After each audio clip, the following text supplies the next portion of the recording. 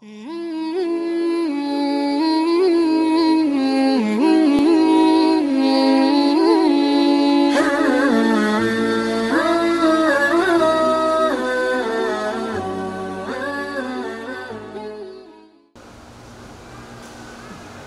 zaman itu dikatakan ilmu itu diambil satu persatu.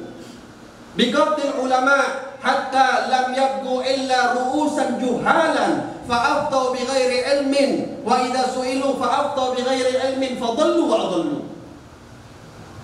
Sampai enggak ada lagi para alim ulama.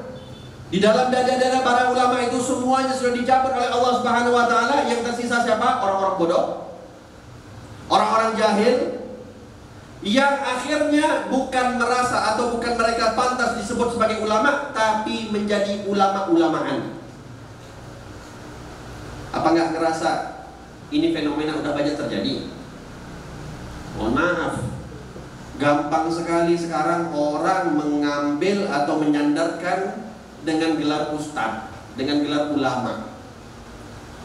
Nggak tahu belajarnya di mana, nggak tahu mondoknya di mana, nggak tahu ngajinya di mana, nggak tahu ngajinya sama siapa, tiba-tiba udah jadi ustaz.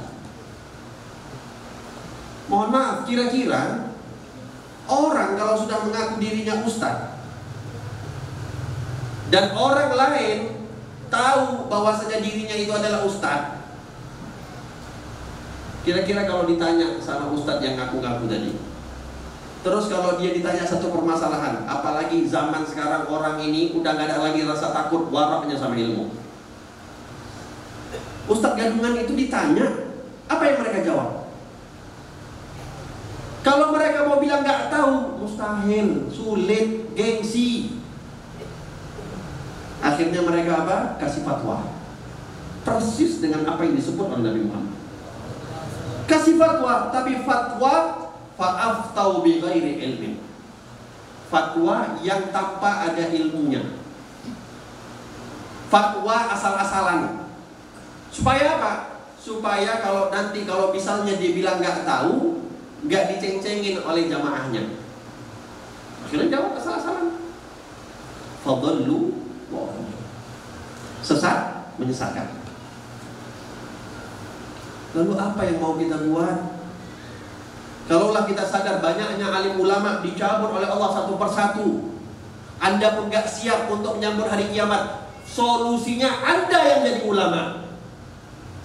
Tapi ulama yang benar, bukan ulama-ulamaan, bukan ulama yang digambarkan oleh Nabi SAW yang lebih ditakuti oleh Rasulullah dibandingkan Dajjal.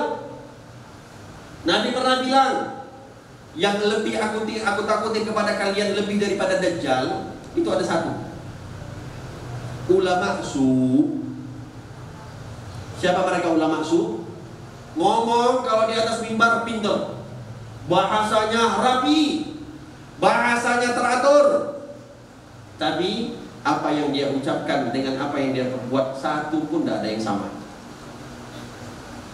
Apa yang dia sampaikan dengan apa yang dia praktekkan satu pun tidak ada yang sama.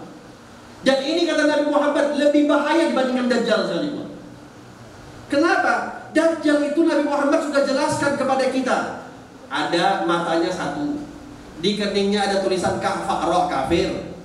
Insya Allah orang-orang yang punya iman, yang suka hadir majlis, tahulah yang mana Dajjal, yang mana bukan Dajjal. Tapi kalau ulama su, pakaiannya sama kayak pakaian kita, pakai sorban, pakai syal, pakai jubah, pakai gamis, pakai koko, pakai sarung. Orang nggak sadar ini ulama benar apa ulama su.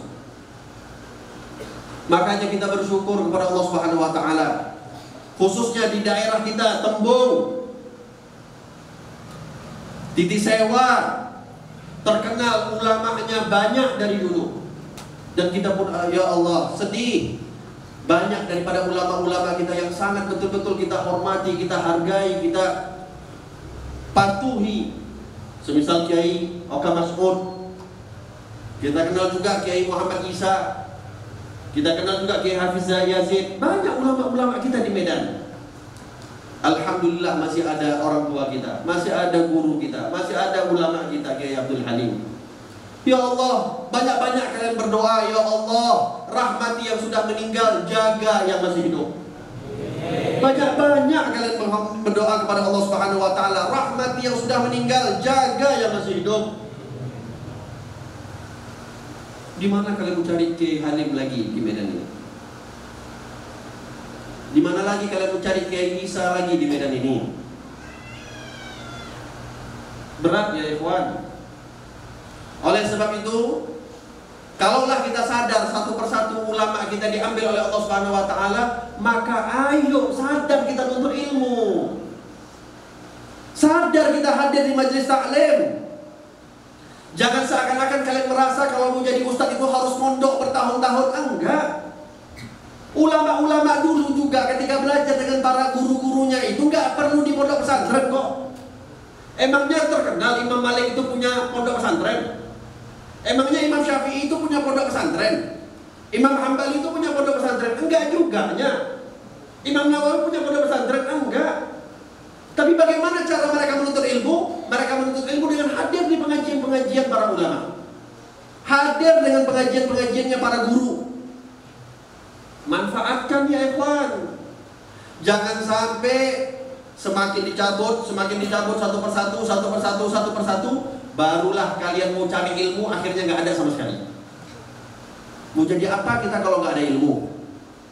Wa kullu man bighairi ilmin ya'malu a'maluhu mardudatun la tuqbalu. Orang yang beramal tanpa ada ilmunya, maka amalnya ditolak oleh Allah, enggak akan diterima oleh Allah Subhanahu wa taala. Masih enggak sadar. Masih di kepala kita mau berpikir, saya mau jadi orang sukses dengan saya mau jadi insinyur. Mau saya jadi dokter. Seakan-akan kalau udah kuliah duniawi, sekolah duniawi itu udah pasti jadi sukses di dunia. Oke lah, sukses di dunia, tapi apakah menjamin Anda sukses di akhirat? Dan jangan seakan-akan ada mindset, ada pemikiran kalau kuliah jurusan umum itu udah pasti jadi sukses. Mohon maaf, dokter itu yang kuliah di jurusan kedokteran, berapa kampus yang ada di Medan? Coba itu berapa kampus yang ada di Medan yang buka fakultas kedokteran. 1 tahun, 1 semester atau 1 letting, berapa jumlah orang yang kuliah di situ? Berapa jumlah yang lulus dan berapa jumlah yang jadi dokter? Gak semuanya juga orang yang kuliah kedokteran itu pasti jadi dokter. Gak semua juga orang yang kuliah di arsitektur jadi arsitek dan insinyur, enggak. Tapi kok seakan-akan kalau anaknya masuk pondok pesantren, anaknya belajar ilmu agama, takut anaknya nanti miskin. Seakan-akan yang belajar jadi ilmu kedokteran itu nggak ada yang miskin. Banyak gak dokter miskin? Banyak, cuma nggak nampak. Insinyur miskin banyak, tapi nggak nampak. Tapi ingat, ulama walaupun miskin, insya Allah dijaga oleh Allah Subhanahu Wa Taala. Ulama walaupun miskin, orang yang punya ilmu walaupun miskin, tapi miskinnya itu bawa iman, matinya dalam keadaan miskin pun mati dalam keadaan iman. Bukankah ini yang lebih penting? Oleh sebab itu, mau tunggu apa lagi? Mau tunggu banyak lagi ulama yang meninggal, baru kita sadar kembali, oh ya Allah, ulama meninggal, tapi kita masih buat saja apa yang kita mau buat. Masih kita tinggalkan juga majelis ilmu, masih kita tinggalkan juga para alim ulama. Pegang mereka. Wallahi kehilangan mereka itu berat ya ikhwan. Dan ingat, kalian siapapun yang sungguh-sungguh di dalam ingin menuntut ilmu di jalan Allah Subhanahu wa taala, Al-Imam Al-Haddad pernah bilang di dalam kitab Adab Sulukil Murid, man saddaqa fi talabihi lil ilm sayati lahu syaykhuhu amamil bab. Orang yang sungguh-sungguh, kata Imam Al-Haddad, di dalam ingin menuntut ilmu agama, di dalam ingin menuntut ilmu di jalan Allah Subhanahu wa taala, yakinlah, gak usah bingung-bingung cari guru, gurunya yang akan datang di depan rumah kalian. Guru yang akan datang ke rumah kalian. Tapi perlu kesungguhan daripada hati kalian dulu. Gak usah sibuk-sibuk protes kenapa di zaman sekarang gak ada lagi ulama semisal Imam Syafi'i. Saya tuh mau belajarnya kalau ada ulama semisal Imam Nawawi. Andanya pantas gak jadi Imam Hambali dulu baru cari guru semisal Imam Syafi'i? Anda protes mau cari guru-guru yang begini-begini, tapi Anda sendiri yang sebagai murid tidak memantaskan diri Anda. Oleh sebab itu, yang ada insya Allah dijaga oleh Allah Subhanahu Wa Taala dan ambil manfaatnya. Dan alhamdulillah ya ikhwan, kalian itu dikenalkan oleh Allah Subhanahu Wa Taala. Kiai Halim, Muallim Abidin, dan guru-guru yang lain, Al-Ustaz Mufti Ahmad Nasihin, dan yang lain-lain. Kalian dikenalkan oleh Allah Subhanahu Wa Taala yang mereka punya guru, sanadnya jelas, silsilahnya jelas. Bukan yang saya maksud di sini adalah silsilah nasab kepada Nabi Muhammad. Itu jangan, gak terlalu penting. Yang paling penting adalah silsilah sanad keilmuan kepada Nabi Muhammad. Kita alhamdulillah kita tahu Kiai Halim dulu belajarnya sama siapa, ulama-ulama kita belajarnya sama siapa, sanad keilmuannya sampai kepada Nabi Muhammad SAW. Dan yakinlah dan sadarlah, guru-guru kalian itu jauh lebih berhak kalian muliakan dibandingkan orang tua kalian sekalipun.